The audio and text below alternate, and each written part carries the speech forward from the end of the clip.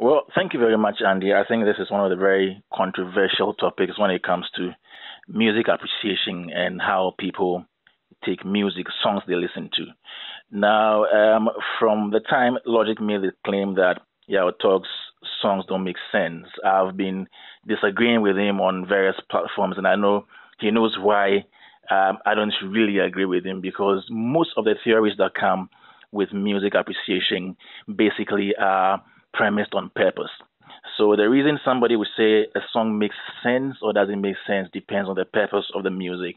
Now, let us not drift from the crux of the story or the matter. We're talking about lyrical content. We're not talking about whether the melody makes sense or the melody is sweet or is good to the listener. We're talking about the lyrical content. So in essence, we're talking about whether the arrangement, whether the message in the song makes sense to the listener if you understand the language. So let's situate everything in that context. Now let us look at the various objects of music appreciation, purposes for music of music or for music. The very first one is for entertainment. Basically, there are songs that you don't need to understand the lyrical content or even understand the language to appreciate. And you mentioned a lot of them, like Kona, like Cabo Snoops, Windeck. We have even our own Stoneboy coming through with Putu. And for songs like that, they are basically made for the feet. So when you look at the human setup. We have different domains, and music affects the different domains, your psychomotor, your mind, your brain, your heart, and all that. So the very first one is the feet. So you listen to a certain type of song, and it moves you to dance. It doesn't necessarily have to tell you to do this or to do that. There are songs that are basically for education, and so if you are doing music on, let's say, Galamsey, you need to make sense. If you're doing music that is supposed to educate people on COVID 19, it should make sense because you're communicating an education to some people. So let us not lump everything together and say that once you put out a song, automatically the song should make sense. Let's also talk about even music that has to do with the heart. Somebody is singing a song to his or her lover, Kwabena Kwabena, doing love songs and all that. These are songs that are communicating somebody's affection to another person. And so it must make sense. It must make linguistic sense. So when you're listening to the wording, to the message, to the arrangement, the coherence must be there. So if you tell me that a song that is supposed to speak to one's lover should make sense, it should make sense.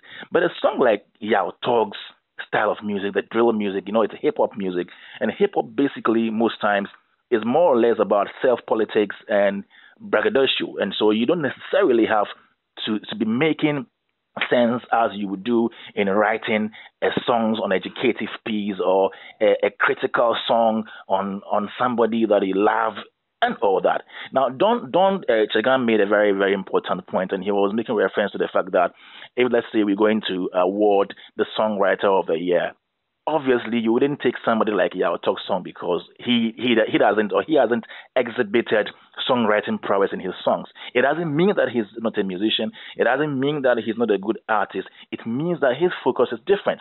And so let's respect people's terrains and people's areas and focuses in doing music. You don't need everybody to sit down, critically write and arrange the lyrical content of their song so much that it becomes something that, let's say, Akwabwa or Kwabena Kwabena or OJ will write. Everybody is different in this music industry, and people actually appreciate music from different perspectives. There are people who wouldn't even see or listen to the education that you are giving them in an educative music. For example, if you do a song right now in Galamsey, there's somebody who may just be swayed by, let's say, the beat or the instrumentation in the song without even paying attention to the education in there. So my point is that, yes, it is good if you are an artist and you have your focus, you have your purpose for doing whatever music or song you want to do. What you need to do is that know the audience, know why you are doing the song. Are you doing this song to educate? Are you passing out or passing on a very good information to somebody out there?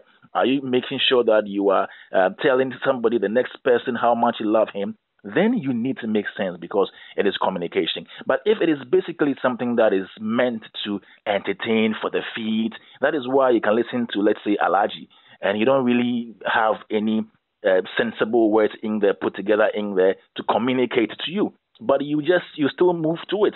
So let's not make this a big deal. Let's allow people to explore their areas, where their strengths are. Those who are dedicated to writing good songs and putting together the artistic side of music, as in songwriting, as in production, and all that.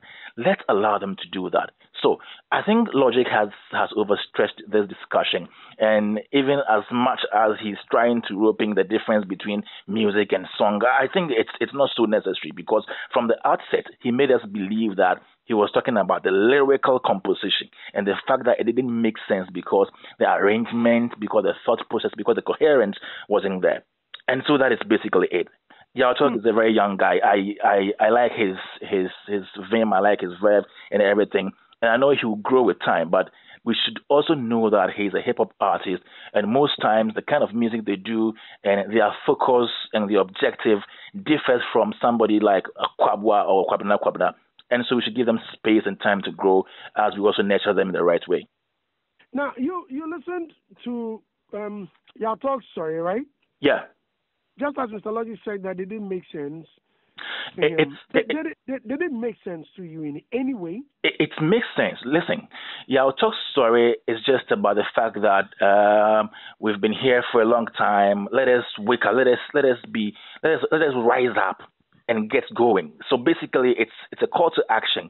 Now, I understand where he's coming from when he says it doesn't make sense. Maybe he was expecting the verses to be critically written. You know, I know Logic is a songwriter, and as somebody who loves to appreciate the artistic side of writing, he would have loved that all the other verses that came through in that song will be very coherent.